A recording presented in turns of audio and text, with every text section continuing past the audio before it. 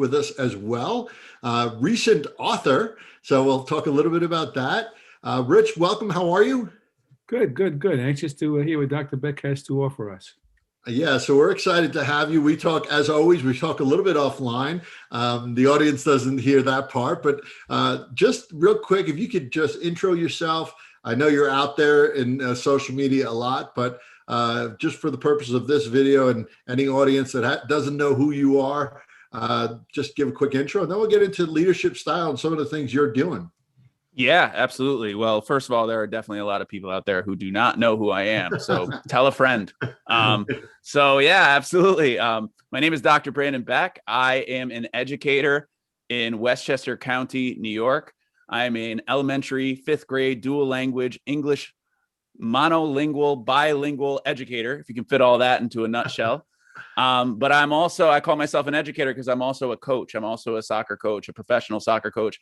I am an instructor for the United States Soccer Federation. I am also a coach and director of a program that services about 2,500 families in the Westchester County area, creating programs for soccer for ages 4 to 23. It's just been a part of my life forever. I played in college. I played professionally. It was a big part of my journey. And I'm also a college professor at Manhattanville College in New York that I'm super excited about. So that's a bit. I'm sure I'll come out with a little bit more. I do have a book that just came out. I'm sure we're going to talk about it, Unlocking Unlimited Potential. Really excited to chat about that and share that with so many people. And we love the title too, that Unlocking Unlimited Potential is really catchy and pretty much a motto of my own just throughout life, just anything is possible. And your actions, put your action forward and you'll achieve whatever you like to achieve. Interested in a couple things because we love folks that have sort of this diverse background and leadership in sports. We've had a few people with leadership in sports as well as roles in education, and the parallels are really interesting to me quite often. Rich mentioned this a little bit offline, but can you speak to, if it does, your leadership style overall in the educational space? Because I know even in the classroom, that's leadership too. Teaching and being a teacher. I know for myself, I would coach every possible soccer and t-ball and baseball team that my kids were on, and having the experience as an educator transcended into that space really well. Because you have a better understanding overall and you just understand how to work with kids and that. So does it for you parallel in any way? And how does your leadership in one space affect your teaching or vice versa? Curious with that. So, I mean, absolutely. There's two parts to it, right? So my leadership of others, and then there's my leadership, of other adults. And then there's my leadership of, my students, because I am a teacher as well, who teaches basically 10 and 11-year-old kids all day. And then I go to a soccer field some days and I'll teach, 16 to 17-year-old kids. So I get a lot of experience in my days. But yeah, there's so many parallels in terms of being an educator. And I touch on them a lot in my book. I mean, you just think about like John Wooden's pyramid of success is like, that's Maslow's hierarchy of needs. And so, that one particular thing right there, I mean, they're so parallel because of, all of those connections and that whole idea. I mean, you just find a little bit different kind of joy on a soccer field when you win a game. And it's a little different when you have a group of guys or a group of players or a group of girls, and you as a group, you win a game and together you earn that, and it meant something, and your friends are there watching, and it's a little different in the classroom, but you can still create that environment. And I try to create that environment in my setting. But in terms of a leadership role, as terms of leading others, it's different. It's a different kind of environment. I mean, a lot of my employees, a lot of the people that I work with come from overseas. So they come from overseas. They've, kind of like uprooted and moved here. I'm dealing with kids out of college. I'm dealing with people that are, they move around a lot, and that may not necessarily be a full-time gig for some of them, and some of them it's a part-time job. And so you have to we have a really thorough hiring process. And one thing we do a lot is we hire from within. So we have players that play for us when they're 8, 9, 10, all the way up to their 17, 18, they go to college, they come back and they work part-time and they coach for us. And so, finding those people who are committed to that vision, to that passion that you really want. And they're not these fly by nights who are just kind of showing up to coach another team. And in order to hold that together, it takes a certain amount of transformational leadership. And I think that that's one thing that I really learned in this process, is trying to do my best to be mindful of how important it is to be able to lift these guys up so that they can really have the keys to their potential and at their disposal. So that they unlock their unlimited potential, correct? You know what? It's that aha moment. We all come back to it, right? It doesn't matter what setting you're in, honestly, it's everywhere. And it's funny you said you like the title, because I went through a couple of different types of titles at the beginning of this. And I obviously don't talk about this in the book, but the first title of the book was Close Your Door and Teach. And that just kind of came up as a statement that we used a lot in our school. And as I sat and thought about it, I was like, that close your door and teach kind of sounds like, shut up, I know what I'm doing. And that's the furthest from the perception of the book. And so, when that came out, when that happened, I kind of changed it, and I'm a huge Tony Robbins fan. So I'm like, I invest personally in a personal development coach with Tony Robbins. I'm becoming a coach myself. And I also, in addition to that, I also have done like all his audio programs. So he has a book. He says at the end of all of his like audio programs, he says like, live with passion. So the title of the book was going to be Educate with Passion, but it just didn't fit. I had a list of like 30 names, and unlock. I wanted potential. Potential had to be in there, and you had to unlock it, and it has to be unlimited, Yeah. I grew up with, what was it? You Own the Power. You Own the Power. Yeah. The Power Within. The Power Within. The Power Within. Yeah. So I remember having those, the tapes growing up, listening to those. Yeah. He still calls them tapes, but he sells them on, you can now download it. Digitally. Yeah. Digitally. Yeah. I was lucky enough to see him at Half Hollow Hills. They had him in for a speaking engagement on Long Island. Wow. So I was lucky enough to see him at one point. But yeah, he's pretty inspiring.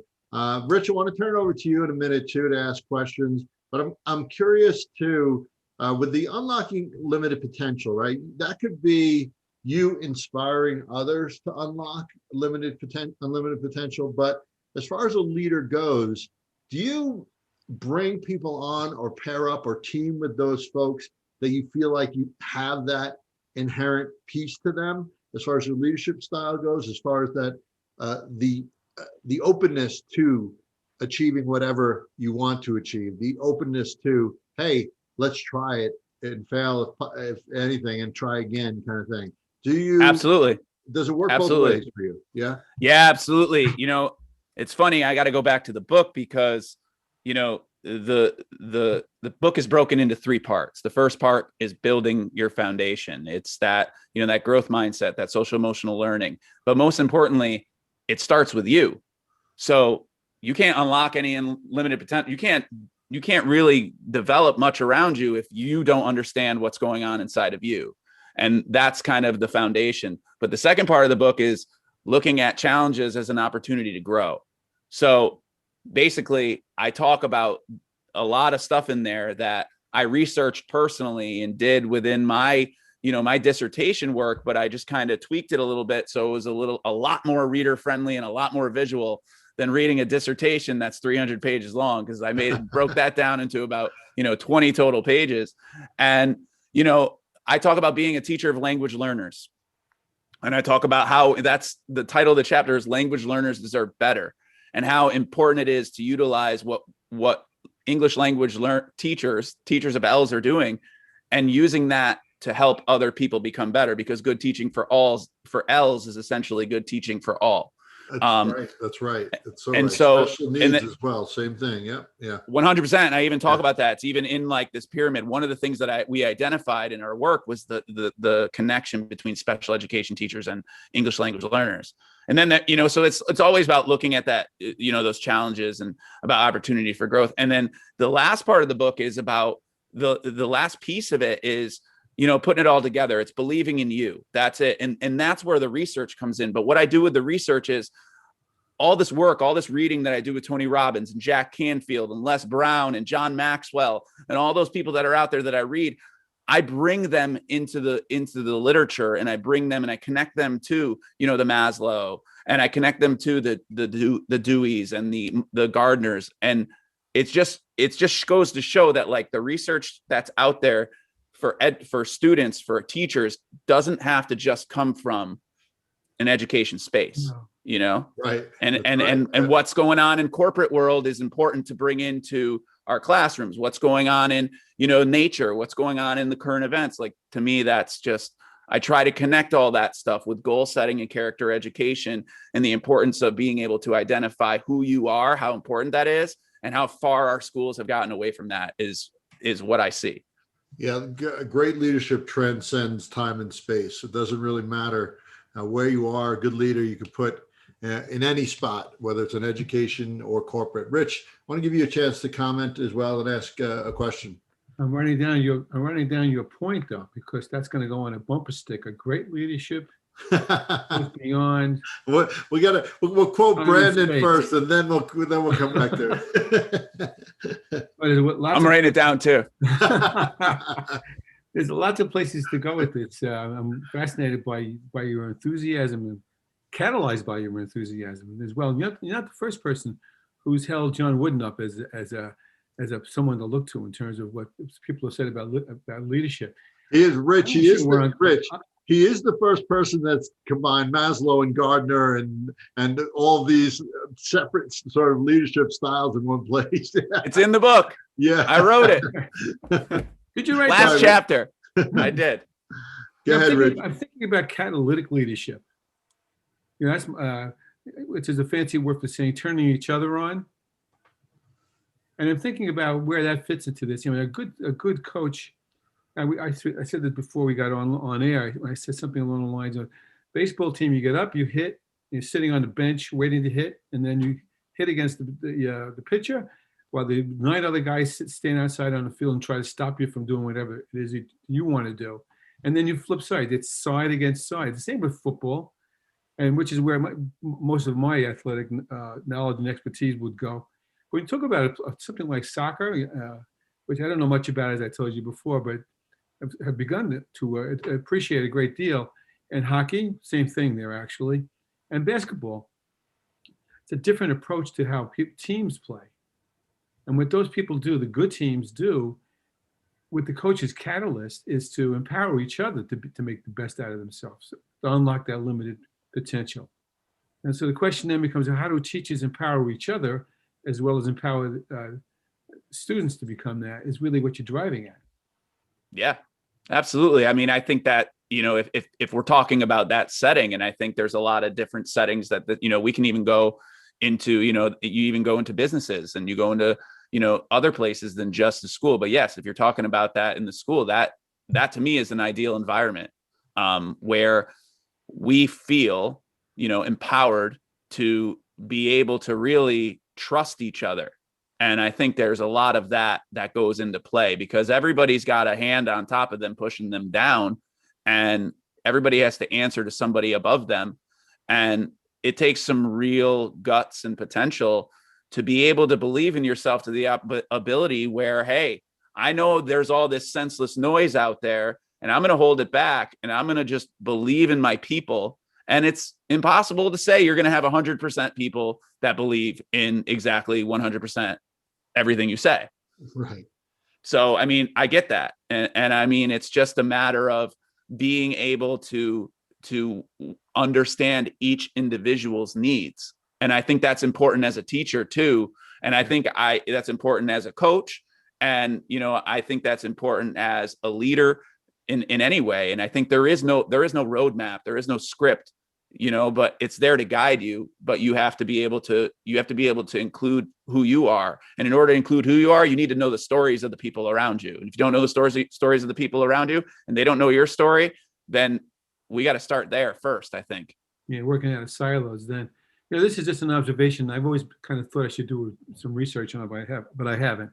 And when you mentioned bilingual, we could do a whole time with you just talking about your bilingual role. I'm really interested in that. When you talk about the future of education and such, and the demographics of the children who are mostly coming to our schools, and how how well we handle those kinds of challenges, that's a whole conversation all by itself. But one thing I did know is I go way back before either of you were born, when gifted education was the buzzword for about maybe 5 years before it petered out for numbers of very valid reasons. But if you became a teacher of the gifted, you were not the ordinary teacher. Remember, teachers usually are just teachers. There's no a whole that much differentiation, except perhaps for their content. You have special education teachers. Now you have L teachers too. And I've always found that teachers who have, like L teachers, particularly L teachers and special ed, maybe even more than gifted, recognize they have a kind of fraternity, and that, as you said earlier, that they need to pay attention to the newest innovations in order to be effective, because their goal is not to glorify themselves, but their goal is to make it right by the kids whom they have. And so they're sharing things with sometimes the teachers who have the G on their chest for general don't necessarily feel that need. So it's kind of, I'm wondering whether that was a reason, part of where you came from in terms of even looking at your own research. Absolutely. I mean, the biggest thing of that is that when we talk about English language learners, we're only talking about the kids that have been identified by the state. And in New York State, that's only like 11%. And if you go into my school where I teach, I have teaching almost a 60% Hispanic Latino, demographic. And I can assuredly tell you, and one of the questions I asked my research to every teacher that I spoke to in my qualitative study was, how many kids in your classroom go home to families where the main language at home is something other than English? And in every class, it was beyond 50%. But only we're seeing 11% on the numbers of the number of L's in our schools. So really, I have, in my class right now, I probably have like 16 kids. And out of those, 2 of them are identified by the state as L's. But all the other kids are L's too.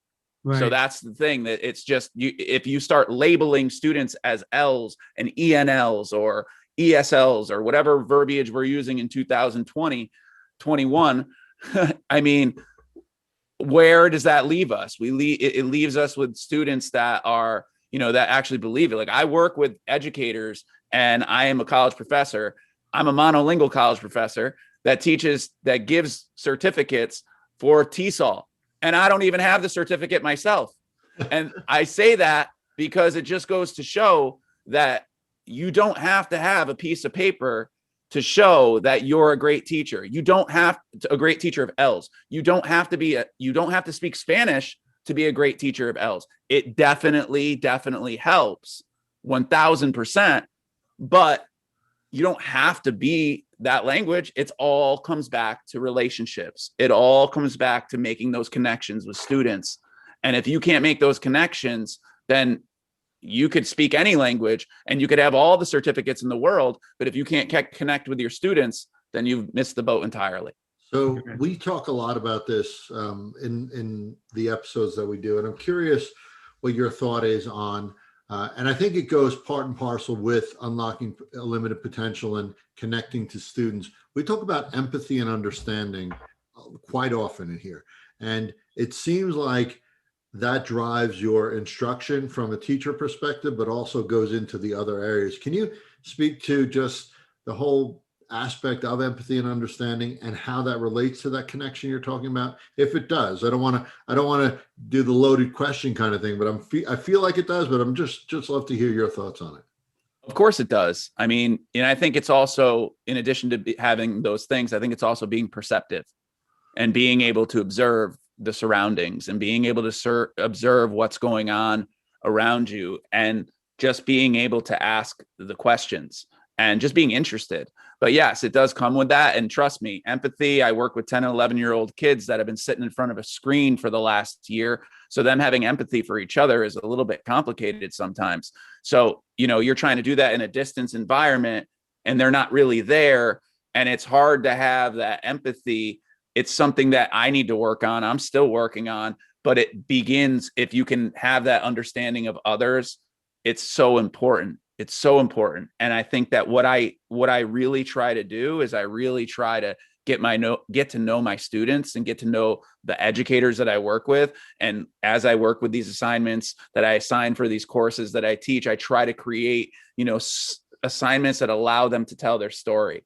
And I keep coming back to that, but I think like the more we kind of revisit our story and really think about why we are doing what we're doing, and the more ingrained that is, and if we can walk away with a purpose statement, like Jack Canfield always says, or if we can walk away with, have stuff around us and habits that work so that we can identify what makes us successful each and every day, then I think that that's really where we can push ourselves. And I think that that's what it's all about. And it takes empathy. It takes so much more. It takes patience. It takes vision. It takes, so much of an ability to be able to kind of really get to know people around you, and that compassion as well. Yeah. And I love that you said the observation piece. And I think it goes along with being a lifelong learner, understanding, empathy, all that stuff. The observation piece, in my mind, drives a lot of what I do as well, to be objective in observing and to not do it with your own sort of reservations or constrictions in your thought process. To really truly observe, you need to look at things with sort of this open mind. And people talk about it a lot, but it's really hard to observe without prejudice, observe without judgment, right? So I think the observation part is really key, but you need to do that without saying, oh, what are they doing? They shouldn't be doing it that way. Or why did they not do it my way? Like, those are the kind of things that the observation process, it's great to be able to observe things, but you need to be able to do it in a really authentic, genuine, open-minded way, in my view. I was just going to say that, the open-mindedness. I mean, yeah. I think I use that word 1,000 times throughout the book, for sure. Rich, closing thoughts, and then we'll give Brandon the last statement. And we do hope to have you on. We're not sure if we schedule you for another one or not, Brandon, but like Rich said, we could talk about the L's and the teaching of those students, how that sort of transcends everything in education on our next show for sure. Rich, any closing thoughts? And then, like I said, I'll comment and let Brandon have the last word. Real quick, and I'm a little bit long-winded, Brandon, so bear with me. Al usually cuts me off if I get too far afield. I feel, well, I'm very proud for you of what you have done and are yet going to do, and that's really cool. And that's clearly a product of a lot of reflection, as you said, self-reflection in that first stage foundation piece you mentioned in your book. I'm also thinking, and this may be unfair, so I'll just say it in advance, that you probably were, well, maybe you weren't. You were probably pretty lucky to land in a building where the culture of the building didn't impede you. Is that a fair thing to say? Yeah, absolutely. I did teach in New York City. I did do that for a year, and that was like the most important experience for me to have. So I think that definitely had a huge part of it. I taught in an inner city school. So I also, and then going there, it was, and also I've always enjoyed cultures. I studied abroad when I was in university, when I went to New Zealand. And I lived there for 6 months, so I always traveled. My parents were teachers growing up. My parents were heavily involved in like AFS International Club students and exchange students. My parents were teachers for a total of 72 years. So I was used to having, people around that were from different cultures just because they always welcomed it. We traveled a lot. We went to Europe a bunch. That's cool. By culture, I meant the way the building operated, the way your leadership let you be, Brandon. Oh, yeah. I'm so fortunate. 100%. Absolutely. Yeah. I mean, they even let me bring a dog to school. I even started a program through Yale University called Mudagrees, where I bring a dog to school for social emotional support. I literally adopted a dog and turned her into a therapy dog in like 8 months. So yeah, it's an amazing district. I am lucky. That's I'm not sure if it's the norm, but I hope that it will be if it isn't yet. So again, I praise you, and if there's anything we can do to help you promote this, even beyond this, you let us know, because we drink your Kool-Aid. I appreciate that. And I I don't love say that at all. Brandon, I love that you refer to like even how you're referring to things, like your time in New York City. You worked there for a year, and I know New York City does not come without its challenges, but you cited as one of the most important experiences you had. And I think a lot of people will do that. They'll say, "Oh God, that was awful," or I never want to go back there again." The reverse of that is, hey, it was a challenge, but I really learned a lot, and it shaped who I am, right? As a person, as a leader, as an educator. So I appreciate that part of it. You are toxic and viral in nature. Your attitude is really, really intoxicating, I should say, and viral in nature. So I appreciate your mindset. It's something that's really encouraging, that educators out there have a positive outlook, positive mindset, and that sort of growth mindset, unlocking the unlimited potential. So I appreciate that. I appreciate you being on the show. So I'll give you the last word, and then, like I said, hopefully we'll have you on again. Yeah, no, absolutely. I've enjoyed it, and it's this conversation could have went on forever, but I have a 4-month-old, and so I probably need to run soon. But I appreciate you guys giving me the time. But yeah, for sure. I mean, oh God, I mean, this book was 3 years in the making and writing, and it was after I defended my dissertation, I was like, I got to write a book, and I took pieces of it, threw it in, and I just created a file that just kept going and going and going. But it goes back to what you were saying. It comes back to the idea of, looking at these challenges. Like I think inside of all of us are these stories. And it's not until we sit down and start really pinpointing our story and, actually identifying those moments that were moments of change in our lives, and those moments where, we don't give ourselves enough time to celebrate the struggles that we come through. And we all have struggles. And, sometimes a lot of people don't really all have, life coaches and personal therapists to work with. And, having the ability to, having a coach, changed my life, and it allowed me to get done what I needed to do. And it was just coaches in general. I mean, just being on the field as a player, always having someone, kind of mentoring me, and always being able to participate in those experiences.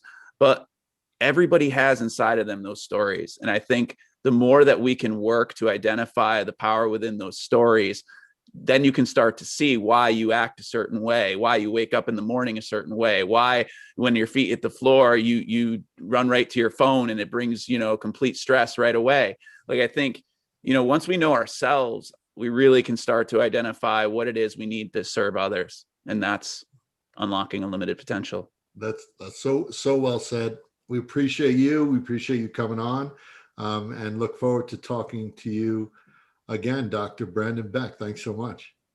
Thank you.